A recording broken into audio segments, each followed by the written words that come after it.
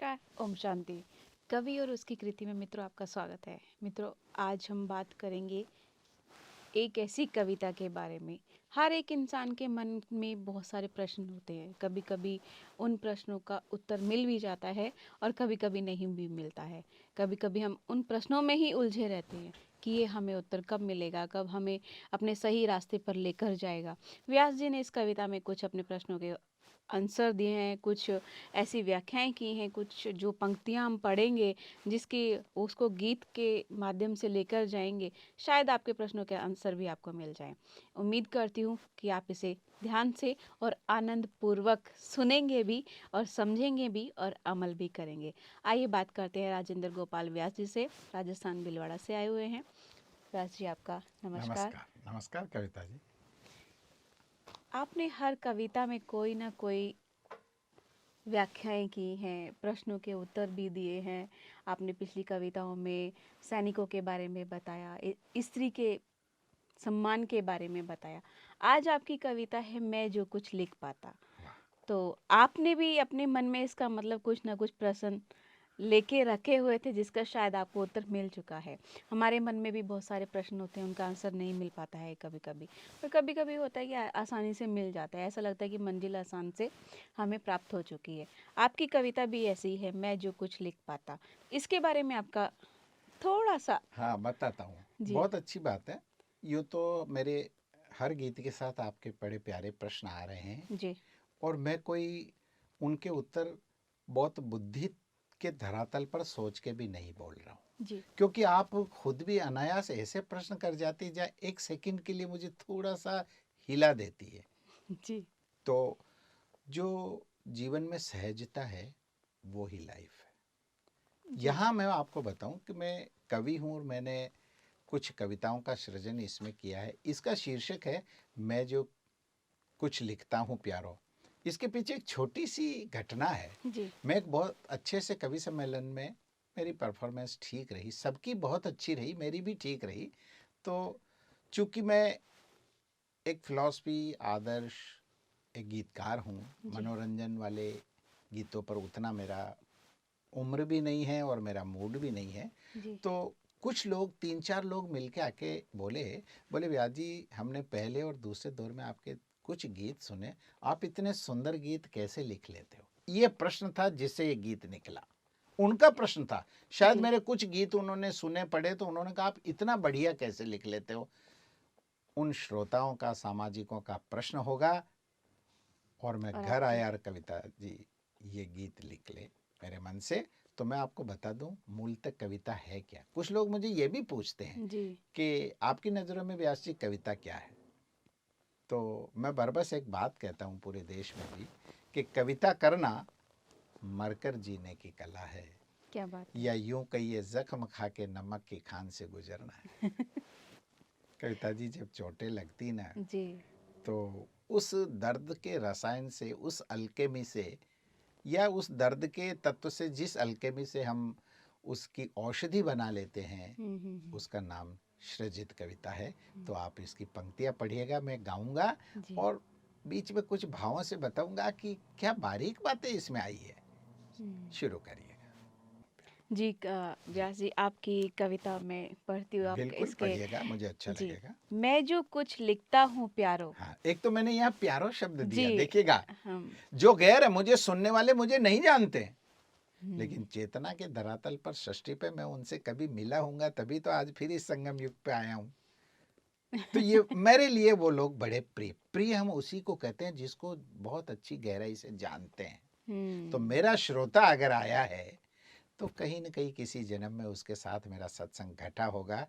अन्यथा इस महफिल में या इस कायनात में जी हमारा जी मिलन नहीं होता। तो हम्म। प्यारो शब्द मैं इसलिए लाया। जी, मैं मैं जो जो कुछ कुछ लिखता लिखता हूँ हूँ प्यारो, प्यारो है उसकी सौगात। ये परमात्मा के लिए कहा मैंने। मैं इसको गा के बताता हूँ और जी दूसरी लाइन आप सप्लीमेंट करना, जी, बोल दीजिएगा दूसरी मैं पंक्ति। भी क्या लिख पाता, हाँ, मेरी है कितनी औकात। यहाँ पे आपने हाँ, प्रश्न हाँ, हाँ, अ, हाँ, हाँ, मैं अपने आप से भी प्रश्न कर रहा हूँ। अब हम्म, गीत सुनिएगा। मैं जो कुछ लिखता हूँ प्यारों, है उसकी सौगात। मैं भी क्या लिख पाता, मेरी है कितनी औकात, मेरी है कितनी औकात। अब यहाँ दो चीजें हैं। मैंने कहा मुझे नहीं पता कि मैं इतने सुंदर गीत लिखता हूँ, नंबर वन। दूसरा, मुझे नहीं पता है कि ये मैं लिखता हूँ, मुझसे कोई लिखवा लेता है भीतर वाला। मैं कोई प्रैक्टिस नहीं करता इसके लिए।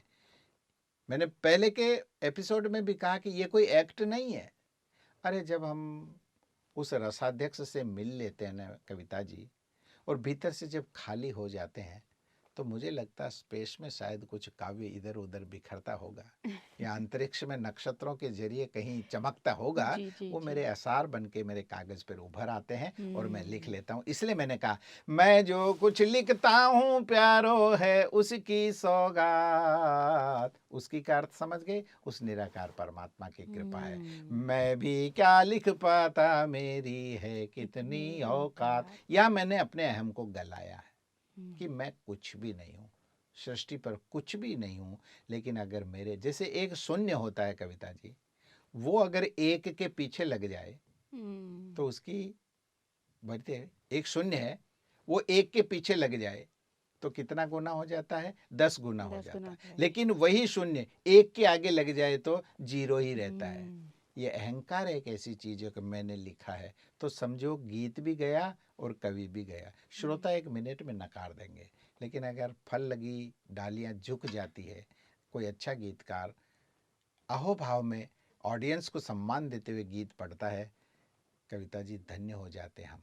दूसरा बंद लीजिएगा। जी। हाँ झटका उसने दिया मुझे, हाँ झटका उसने दिया मुझे, फट से मैंने लिख डाला। हाँ, तार तार होने से पहले टुकड़ा दुखड़ा दुखड़ा मैंने मैंने ही सील सिल डाला। डाला। बिल्कुल बढ़िया बात है। आगे, उमस, उमस, उमस गर्मी, जी, उमस वो उमस तब तब तब तब बढ़ बढ़ जाती जाती है जब जब होती होती कम कम बरसात। बरसात। अब यहाँ एक मैंने प्रकृति का सिद्धांत यहाँ लागू किया। आपने देखा होगा जब बहुत गर्मी हो और कम बारिश हो, सुनना, जब बहुत गर्मी हो प्रकृति में और बारिश कम हो तो क्या कहेंगे? गर्मी और बढ़ जाती। जी, एक बिल्कुल। सिद्धांत है जी, ज्योग्राफी जी, का, जी, एक जी। नियम है। तो कम गर्मी हो, तेज गर्मी हो और कम बारिश हो तो गर्मी और बढ़ जाती। तो अपन क्या सोचते हैं, अरे इससे अच्छा भी नहीं होती यार, कम से कम गर्मी बढ़ती तो नहीं। वही वाली बात भूख के संदर्भ में होगा। जब आपको बहुत ज्यादा भूख लग रही है और कोई थोड़ा सा नाश्ता दे दे आपको, तो आपकी तो भूख भूख और बढ़ जाएगी। आप कहेंगे यार इससे अच्छा नहीं देता। तो मैंने पहले बंद में लिखा कि झटका उसने दिया मुझे, फट से मैंने लिख डाला। यह झटके का अर्थ है आघात। कोई ऐसी घटना जो मैं चाह रहा था नहीं हुई, मेरी ट्रेन छूट गई, मेरी कंफर्म टिकट थी, मैं बड़े आराम से जाता और मैं 2 मिनट लेट हो गया, छोटा झटका। मेरा एंगेजमेंट छूट गया, मेरा अपॉइंटमेंट बहुत अच्छा हुआ, मुझे प्लेस अच्छा नहीं मिला, मेरा इंटरव्यू बहुत अच्छा हुआ, मेरा सिलेक्शन नहीं हुआ, मेरा संबंध बहुत अच्छा हुआ, लेकिन मुझे बाद में पता चला कि वो तो परिवार पूरा कर्जे पर निर्भर है और मुझे उनकी जीवन भर सेवा करनी। कोई भी आघात लग सकता है किसी जीव को। जी, तो जी, यहाँ मैंने कहा झटका उसने दिया मुझे, फट से मैंने लिख डाला। ये नहीं होगा कि चोट आज लगी और मैं परसों गीत लिखूंगा। गीत कविता जी उसी समय बन जाता है। यहाँ तक कहूँ मेरे गीतों की रचना, कभी कभी मुझे तो पेन मिल जाता तो कागज नहीं होता था, तो मैंने मेरे नोटों पे गीत लिखा, और वो जी। नोट अगर चलन में नहीं आया तो उससे मैंने हजारों नोट क्योंकि कमाए। उस हाँ टाइम वो दिल के कुछ मन के जी कुछ जी, भाव होते हैं तुरंत। भूल जावे जी, जी। वो फिर वो तरंग आवे नहीं आवे। तो मैंने तो बहुत बार नोटों पे गीत लिखा, और अगर नोट खराब हो गए तो उन नोट उस लिखे हुए गीतों से मैंने बहुत सारे नोट भी कमाए। जी, क्या बात है। हाँ, तो झटका उसने दिया मुझे, फट से मैंने लिख डाला। तार तार होने से पहले दुखड़ा मैंने सी डाला। मैं बहुत अच्छा। अगले दर्द से बच जाता हूँ जब पहले वाले दर्द से गीत लिख लेता हूँ। ये एक कृपा होती गीतों की। बहुत अच्छा। उमस तब तब बढ़ जाती जब होती कम बरसात। बरसात। मैं भी क्या लिख पाता, मेरी है कितनी औकात, बहुत अच्छा। मेरी है कितनी औकात। जी, दूसरा बंद तो और अच्छा। इसमें एक जी पूछिए। बिल्कुल। ये आपने परमात्मा की तरफ इशारा नहीं, किया। परमात्मा की तरफ निश्चित रूप से किया, लेकिन जो ये दर्द आता है ना, ये हमारे प्रारब्ध से आता है। ये हमारे ही कर्म हमारे पास लौट के आते हैं। जब हम्म, कभी सुख का आ जाता है तो उस समय हम शायद ईश्वर को भूल जाते भूल हैं। जाते हैं। गीतों की रचना खुशी के समय मैं सोचता हूँ शायद कम ही होती होगी। कोई रोमांटिक गीत करने वाले, श्रृंगार के गीत वालों की बात मैं नहीं कह सकता। मैं कोई ऐसी, वो भी बहुत महान कवि होते हैं, वो भी अच्छे मूड में लिखते होंगे, मैं नहीं। पर मेरा आशय ये रहा कि जो वियोग होता है वो कविता को जन्म देता है। जी दूसरा जी बंद लीजिए। जी जरूर। जब देखा मैंने हर मानव आय हाय। कड़वाहट पीने का आदि। क्योंकि इस जगत में कड़वाहट ज्यादा है कविता जी, मिठास कम है। आप देखिएगा यहाँ चंदन कम है, जी कंकर पत्थर, छोटे पेड़ पौधे ज्यादा है। जी जी जी। यहाँ नेगेटिविटी ज्यादा है, पॉजिटिविटी कम है। आप हम्म, देखिएगा, आपका कोई गेस्ट आया, उसको आप छोड़ने गए, जी वो सकुशल पहुंच जाए या देरी से पहुंचे, फोन नहीं आए, तो आपको बुरे विचार पहले आते हैं। जी जरूर। कोई भी आपका प्रिय बच्चा घर पे टाइम पे नहीं आया तो आपको लगेगा एक्सीडेंट तो नहीं हुआ। आपको ये नहीं लगेगा किसी बाल दिवस पर उसका अभिनंदन के लिए डायरेक्ट सिलेक्शन हो गया हो और उसका किसी हॉल में जो है जी जी जी अभिनंदन, ऐसे जी विचार कम आते हैं। कम आते तो हैं। मैंने इसमें जो बात कही, जब देखा मैंने हर मानव कड़वाहट पीने का आदि, वो जन्म से यूं समझिएगा नेगेटिविटी को सहन करने की ताकत रखता है, उसका अभ्यास ये है। हम्म, लेकिन वो महसूस नहीं कराने देता है कि मैंने कोई चोट खाई है या मैंने कड़वाहट पी। वो अभिनय दूसरी किस्म का करेगा। यह एक बारीक बात जी मनोवैज्ञानिक कही मैंने। जब देखा, मेरा ऑब्जर्वेशन है, कभी बड़ा निरीक्षण करके चीजें लिखता है। कभी हम्म, बहुत बार उस दौर से नहीं गुजरा है, वो नहीं गुजरा है, लेकिन उसने देखा कि हजारों लोग उस दौर से गुजरे, उस ट्रेजेडी से गुजरे, तो हम्म, उनके मन की अनुभूतियों को भी हम अपने यहाँ पिरोते हैं।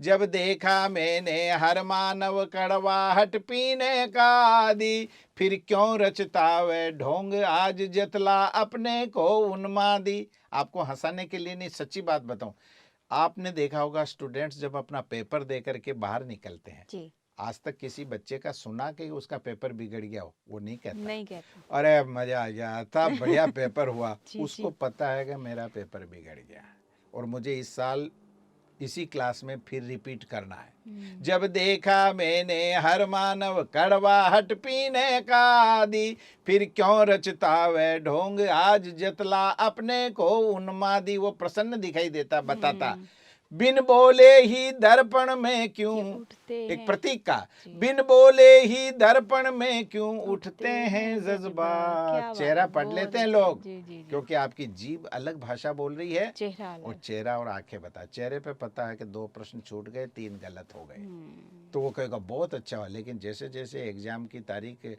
रिजल्ट निकलने की होती, 1-2 दिन पहले उसकी तबीयत बिगड़ने लगती।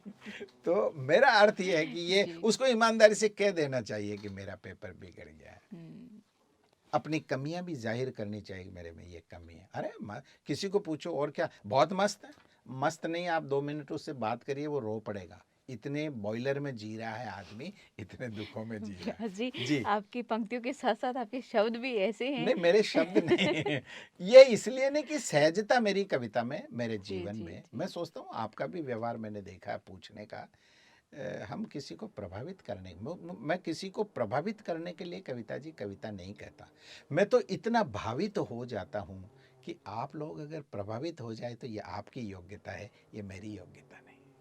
जी तीसरा जी। बंद लीजिए। वीराने में हम पलाश से। हाँ, वाह वाह। आपने देखा होगा, ये आप मुझे पूछ सकते हैं कि व्यास जी आपके 2-3 गीतों में ये पलाश को बार बार क्यों लाते जी, हो? मैं अभी आपसे यही पूछने वाली हाँ थी। हाँ हाँ हाँ, जी हो जी सकता है, जी। पूछ सकते हैं, क्योंकि मेरे को पूर्व के गीतों में भी पलाश आया, हम्म। बने बना बनी में। जी जी। पलाश, चूंकि मैं राजस्थान में मेवाड़ प्रदेश का रहने वाला हूँ, और जब मैं बचपन में भीलवाड़ा जाता था तो साइकिल से जाता था, तो हम्म, मुझे दूर से वे उस पलाश के पेड़ों पर वो फूल मुझे बहुत अच्छे लगते थे। कविता जी, मैं रुक करके उनके सौंदर्य को देखता रहता, भले उसमें खुशबू मत हो, पर सौंदर्य उनमें भरपूर होता था, हरे हरे पत्ते। और फिर हम लोग क्या करते थे, वहाँ के पत्ते लाके ऐसे दोने बनाते थे हम तिनकों जी में, जी जी और बनाते। उनमें हम दाल बाटी खाते थे, पत्तल दोने बना करके। जी जी। तो एक आर्ट एजुकेशन भी हो जाता था, घर वाले भी खुश हो जाते थे, और मुझे थाली कटोरी में खाने के बजाय उस दिन एक अलग आनंद आता। जी। तो पलाश का मैंने क्यों किया, पंक्ति वापस पढ़ना जरा। जी। वीराने में हम। वीराने में हम पला, ये जंगलों में लगते हैं, पलाश के पेड़ आपने देखे होंगे, हमारे राजस्थान में, मेवाड़ में, भीलवाड़ा जिले में बहुत होते हैं। ये वीरान होता है, बड़े लंबे चौड़े, 1-1 2-2 मील के खेत होते हैं आसपास, वहाँ ये झाड़ लगता है। वीराने में हम पलाश से रंग उड़ेल रहे हैं, ये महानगरों की जीवन शैली का प्रतीक है।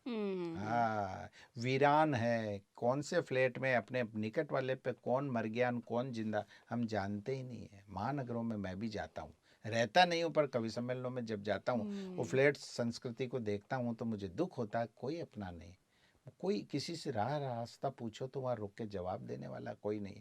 गाँव में आज भी आप किसी का पता पूछो ना, तो वो आपको उस पते पे के घर तक छोड़ने जाता है।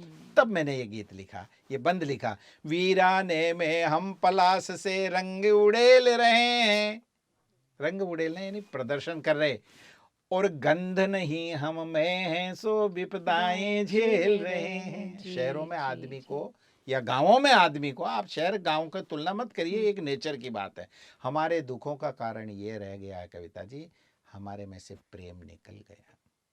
जैसे दूध में से क्रीम निकल गई ना, डेयरी के दूध में जैसे हम लोग फैट निकाल लेते हैं, ऐसे प्रेम हमारे जीवन, अब प्रदर्शन ही प्रदर्शन रह गया है। इसलिए मैंने लिखा, वीराने में हम पलाश से रंग उड़ेल रहे हैं, और गंध नहीं हम में हैं, सो विपदाएं झेल रहे हैं। आगे पंक्ति पढ़ो, आप अर्थ करूंगा जी।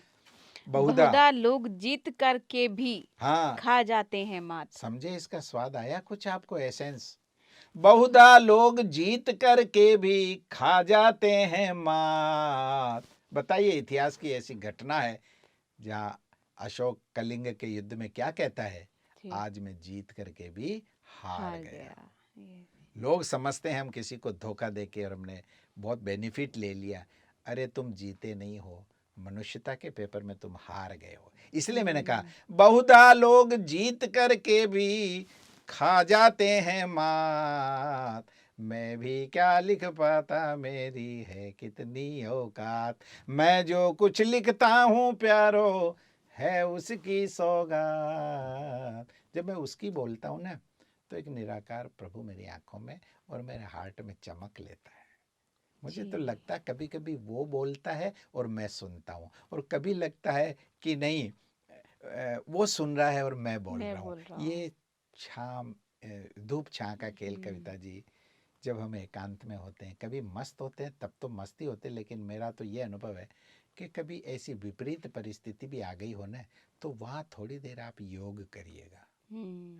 अगर आपका कहीं कोई ऐसा वातावरण बन गया, ऐसा क्षण आ गया, तो आप वहाँ बैलेंस को बना के योगमय स्थिति में बैठ जाइए। मैं कहता हूँ 3 मिनट बाद आपकी दशा और दिशा दोनों बदल जाएगी। जी, क्या बात है। लीजिएगा। अच्छा, एक बात है इसमें कि जब इंसान के मन में कड़वाहट नहीं है, या ये बोला जाए कि अच्छा। है, हाँ। तो अगर मेरे मन में कड़वाहट है, एग्जाम्पल मेरे मन में कोई चीज मेरी है, आपने बोला कि मैंने वो काम किया है, और उसमें मैं शब्द ना लाऊं, दूसरे को ये बोलूं कि मैंने नहीं किया या मैंने किया है, तो मैं उसका अर्थ कैसे दूसरों को बतला पाऊंगी कि मेरे द्वारा किया गया कार्य है। आपने बोला यहाँ पे एक अहंकार आ जाता नहीं, है। आ जाएगा, लेकिन उम्र के तकाजे पर जो जो अनुभव आ जाएगा, तब एक निमित्त नाम का जो कॉन्सेप्ट भारतीय संस्कृति में, गीता में है, कि मैं उस कार्य का कर्ता नहीं हूँ, मैं उस कार्य का भोक्ता नहीं हूँ, मैं उसका साक्षी हूँ, मैं उसका कूटस्थ हूँ, तब वो ये कहेगा कि मैं निमित्त बना, या भगवान ने हमें ये मौका आपने यहाँ पे बोला रचता के ये ढोंग, मतलब कोई इंसान सच्चाई से भी बोल रहा है कि नहीं, हाँ जी मैंने ये काम किया है। हाँ, वो संख्या कम मिलेगी आपको। मैंने अमूमन देखा है कि आदमी दोहरी जिंदगी जीता है। बल्कि मैं तो यहाँ तक कहूँ, महापुरुषों ने कहा कि किसी एक आदमी से मिलने के लिए उसका निर्णय मत लेना, 10 मिनट 2 मिनट बाद उसका दूसरा चेहरा आपको दिखाई देगा। एक एक आदमी के 10-10 मास्क लगे रहते हैं। कब हम 1 मिनट में अपना एटीट्यूड बदल देते हैं, तो क्यों? ये जब व्यवहार में जाओगे तो आपको इसके विभेदीकरण का पता चलेगा कि आदमी को पहचानने में हम कहीं गलती तो नहीं कर जाते। आपने एक बात यहाँ पे दर्पण की ली है। हाँ, कि क्यों उठते हैं दर्पण में, मैंने यहाँ दर्पण चेहरे को कहा है, बिन बोले। आप झूठ बोल रहे हो ना कि आनंद है, आनंद नहीं, आपकी आंखें बोल रही है, आप जीभ से आनंद बोल रहे हो, इसलिए आपके चेहरे पर बिन बोले हुए भी ये दुख के, विषाद के और तनाव के लेकिन प्रभाव, कभी-कभी मन वाइब्रेशन। में ऐसी बातें होती हैं जब हम किसी से शेयर नहीं कर पाते हैं, बोल नहीं पाते हैं, हम्म। तो सामने वाला भी होता है नहीं आप अपने मन की बात नहीं, कोई बात ऐसी होती है जब हम बोल ही नहीं देखो पाते मैं हैं। आपको बताता हूँ, जो आपकी फीलिंग नहीं समझ पाता होगा ना, जी। जिसको चेहरा पढ़ना नहीं आता होगा, वो तो पूछता होगा, बाकी तो लोग एक सेकंड में पकड़ लेते हैं। कविता जी दुनिया में बड़े एक्सपर्ट बैठे हैं, क्योंकि वो भी उसी दौर से गुजरे हैं।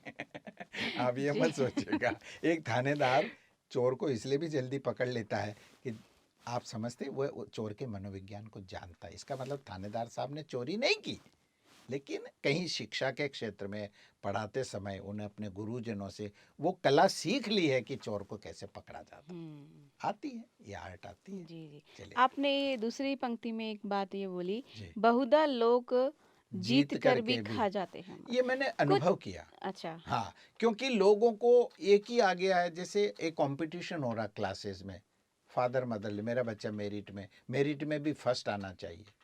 अरे हुँ। कभी कभी हो सकता है आपका बच्चा जी, मैं किसी आपसे शॉर्टकट से फर्स्ट आया हो, जी, जी, और जी। मैं आपने, आपसे हाँ, यही हाँ, आपका हाँ। बच्चा डांस कंपटीशन में हो सकता है रियली में थर्ड आया हो, थर्ड आया। और आपने व्हाट्सएप पे फर्स्ट के नाम से उसका मेरी वो बना के, या फर्स्ट की ट्रॉफी को लेके वो इधर गया, तब तक आपने एक फ़ोटो ले लिया और आपने पोस्ट डाल दी। ये बहुधा लोग जीत करके भी खा जाते हैं मात। तो ये ये एक एक हिसाब से बच्चों के साथ ये धोखा भी बोला बच्चे को जाएगा? तो नहीं पता है, ये पेरेंट्स खुद अपने को धोखा दे रहे हैं। बच्चा तो निर्दोष है, वो हो सकता है वो ये कन्फेशन कर दे कि मैं तो थर्ड आया। जी। हाँ, कभी कभी आपने देखा होगा, बच्चे को कोई बेल बजा के बच्चे के फादर के दोस्त पूछने आए हैं कि तेरे पापा है क्या, हुँ, हुँ। तो वो उन्होंने पहले निर्देश दे रखा होता है पिता ने कि कि कोई मैं आए तो कहना मैं यहाँ नहीं हूँ, तो वो यही कहेंगे, दीदी वो हुँ। यही कहेंगे कि मेरे पापा ने कहा है कि वो अभी यहाँ नहीं है। जी, वो अंदर है। यहाँ पे आते हैं, अरे बड़े मजे जी, आते हैं, जी। कभी जी, ऐसे जी, जी। छोटे मोटे काम जी। चलते आगे रहते है हैं। जी। गर। हाँ, अगर है, चूंकि शिल्प में अगर लिखने में एक ठोकर लगती है, इसलिए लिखने में मैंने गर गर हाँ, शब्द का मतलब प्रयोग किया। हाँ, आधा ये शब्द है अगर है, अगर। आगे पढ़िएगा। अगर कुछ पाना पाना चाहते चाहते हो हो तो तो कुछ कुछ खोना, खोना ये पड़ता जीवन है। का सत्य है। अगर आप कुछ उपलब्धि पाना चाहते क्या हो, ये ज़रूरी है? नहीं, ये बहुत जरूरी है। अगर बच्चे को वो किसी एग्जाम में सफल होना है ना, तो उसको रातों की नींदें खोनी पड़ेगी, तब दिन के उजाले की बहुत अच्छी सर्विस उसको मिलेगी।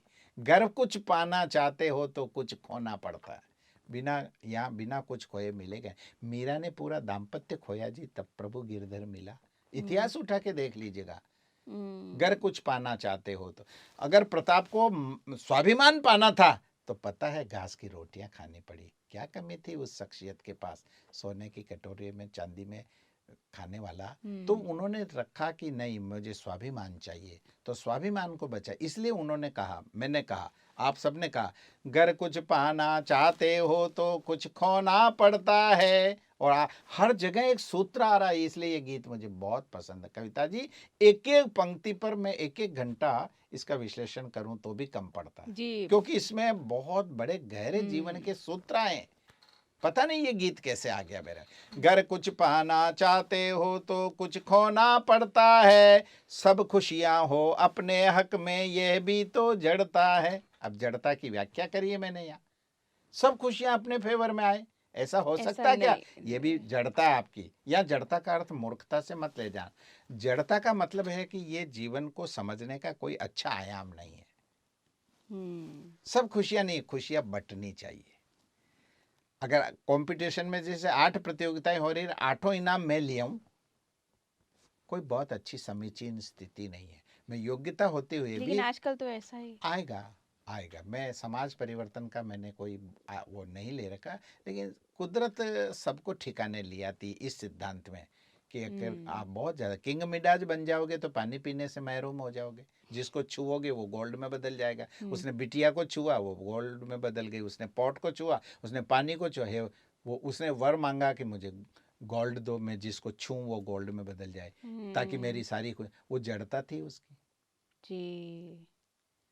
मतलब कुछ हाँ, नहीं, माँगने अगर से इसलिए इसमें आपको एक रिलैक्स मिलेगा। इसमें जब डिस्कशन में आएंगे या कविता को हम जीवन में जिएंगे, कि हमारे पास लिमिटेड चीज़ें हैं, और वो चीज़ जो मेरे पास है वो उसके पास दूसरी है, तो आप देखिएगा बहुत आनंद आए। मैं एक छोटे से उदाहरण से बताता हूँ। एक आदमी के पास खाली बोतल है, जी। एक आदमी के पास गर्म पानी की बोतल है, गर्मी के पानी, एक के पास फ्रिज की निकली हुई बोतल है। आप देखो तीनों पानी नहीं पी सकते इस समय। खाली वाले के तो पास है ही नहीं, और गर्मी पड़ रही, गर्म वाला पी नहीं वो भी सकता, नहीं पी और वो फ्रीज हो गई, वो वो इतनी भी नहीं ठंडी है कि वो पी नहीं। नहीं तो अब आप बताओ क्या कर सकते हैं? उस खाली बोतल वाले की उसमें वही आधा गर्म और आधा ठंडा ठंडा। मिला के जी, तीनों बड़े प्रेम से पी सकते हैं। ये है सब खुशियां हो आपके अपने हक उदाहरण में। भी ऐसे हैं। ऐसे इसलिए कि कवि सम्मेलनों की यात्राओं में हुँ, इन घटनाओं से मैया हम निकले हैं। कभी हमको खाली बोतल मिलती है, कभी हमको गर्म पानी मिल जाता, कभी हमको ठंडा मिल जाता, तो हम सब खुशियां हो अपने हक में, यह भी तो जड़ता है। कांटों में गुलाब खिलता है, बहुत अच्छी बात। कांटों में गुलाब खिलते हैं, सीधी सच्ची बात। इसलिए कभी विपरीत परिस्थितियों से घबराना नहीं चाहिए। ये विपरीत परिस्थितियां हमारी आत्मा के, हमारे चैतन्य को जन्म देने वाली होती है। आत्मा का जन्म ही घबराहट में, परेशानियों में, विपरीत परिस्थितियों में होता है। नहीं तो हम कीड़े मकोड़े और मांस के लोथड़े हो जाएंगे। हमारी रीढ़ ही कब पकती है? जब हम परेशानियों से और मुसीबतों से आगे बढ़ते हैं। जी, जी। अगला बंद जी, शायद बिल्कुल। कविता समाप्त भर होने में। भर हाँ, खाली होना। बहुत अच्छा, पढ़िएगा, इसको पढ़िएगा। मैं इस पे 5 मिनट 3 मिनट बात करूंगा। जी। पढ़िए। भर भर खाली होना है, खाली होके भरना। फिर आपने देखा होगा यहाँ बहुत गजब का सूत्र आ गया। ये जी, ईशावास्योपनिषद का सूत्र है कि कभी आप उपनिषद पढ़ेंगे तो जी, भर भर खाली होना है, खाली होके भरना। अंतिम इसको मैं समझा देता हूँ, अब ये फलित जल्दी समझ में आ जाएगा। जी। इतनी व्याख्या मुझे इस गीत की नहीं करनी। भर भर खाली होना है, रिक्त रह जाओगे यार, इसलिए भरो मत। पदार्थों से भी मत भरो और खोपड़े को विचारों से मत भरो, दिल को प्रेम से भरो। भर भर खाली होना है और खाली हो के भरना, परमात्मा को भर लोगे। कम खाना, गम खाना, सहना। आजकल जी। आदमी गम तो नहीं खाना चाहता और भोजन ज्यादा खाना चाहता। हम तो लेकिन आजकल तो नाश्ते लोग को, डाइटिंग पे चिंके। अब वो अलग दौर आया। ये गीत जी। उस विधा का नहीं है। कम कम खाना, खाना, गम गम खाना, खाना, सहना, सहना, पल दो पल पल का का रहना। रहना। हमारे में सहन शक्ति नहीं। आज की पीढ़ी में मैंने देखा युवकों के शौकर बहुत कमजोर है, सहन शक्ति। उन्हें कुछ भी कहने में पेरेंट्स हिचकिचाते, घर छोड़ के भाग जाएगा, चिट्ठी लिख देगा, ट्रेन से कट रहा हूँ, पंखे से लटक जाएगा। तो ये कुछ चीज़ें ऐसी है जो समय के साथ बदलेगी। कविता को समाप्त करते हैं। भर भर खाली होना है और खाली हो के भरना, कम खाना, गम खाना, सहना, पल दो पल का रहना। अंतिम पंक्ति है, विह करे ना रैन बसेरा, सोनेर डाली पा। अरे ये जगत मनुष्यों से अच्छा लगता है, लेकिन कुछ लोग मेहमान आए तो घबरा जाते हैं। अरे ये आ गए, अरे आपके घर में रौनक आ गई। रविवार के दिन स्कूलों में जाओ, रोने की इच्छा होती, बच्चे ही नहीं है। वो चहकते हुए बच्चे, वो खड़कती हुई खिड़कियां, वो प्रांगण खूबसूरत। कोई बस देख लो आप, खाली बस पड़ी, मरी हुई कोई, लेकिन जब धक्का मुक्की के साथ उसमें सवारियां चढ़ती है तो बस खिलखिला उठती है। तो विह करे ना रैन बसेरा, अगर पक्षी रात को किसी पेड़ पर विश्राम नहीं करे तो सोनेरे डाली पात। एक मैसेज दिया है मैंने कि जीवन में वस्तुओं को ज्यादा नहीं लाना चाहिए। मैं जो कुछ लिखता हूँ प्यारो है उसकी सौगात, मैं भी क्या लिख पाता, मेरी है कितनी होगा। मेरे ख्याल से मैंने इतनी सरलता से कि शायद अब आपका कोई प्रश्न नहीं बचा होगा, और फिर जी, भी जी, जी, प्रश्न बिल्कुल। बचा हो तो उससे मैं बाल बाल बचना चाहता हूँ। जी, बिल्कुल। व्यास जी, आपने जी अपनी इस कविता का पूरा जी, व्याख्या किया अरे आपका। हमें भी आनंद आया। जी, बस हमें एक और ये मुझे कोई पूरी आशा है उपदेश कि नहीं है। जी हमारे दर्शकों को भी बहुत जी, अच्छा लगा होगा। बहुत अच्छा, आपका बहुत-बहुत धन्यवाद। ओम शांति। धन्यवाद। मित्रों, मैं जो कुछ लिख पाता, इसमें कवि जी ने बहुत अच्छी व्याख्या की। इसमें मनुष्य के मन में जो कड़वाहट है, उस कड़वाहट को निकालने के बाद प्रेम की तरफ चलें, तो हम सबका प्रेम एकता की तरफ जाएगा। एक दूसरे से प्रेम बढ़ेगा, प्यार बढ़ेगा, सहयोग बढ़ेगा। सहयोग बढ़ने के साथ साथ एक दूसरे के पूर्वक मनुष्य नज़दीक आएंगे। साथ ही साथ ये बोला कि अपना दर्पण मतलब अपने आप को देखना, फिर हम दूसरों पर कुछ कह पाएंगे। कह पाएंगे बहुत कि अच्छा। हमें कैसे आगे दूसरों की गलतियों को निकालना है, कैसे नहीं, पहले अपने आप को देखना है, फिर हम आगे अच्छे से दूसरों की गलतियों को भी कम कर सकते हैं और उनके साथ रह सकते हैं। इसी कड़ी को समाप्त करते हुए अगली कड़ी में नई एक कविता लेकर आपके समक्ष उपस्थित होती हूँ। तब तक के लिए नमस्कार। ओम शांति।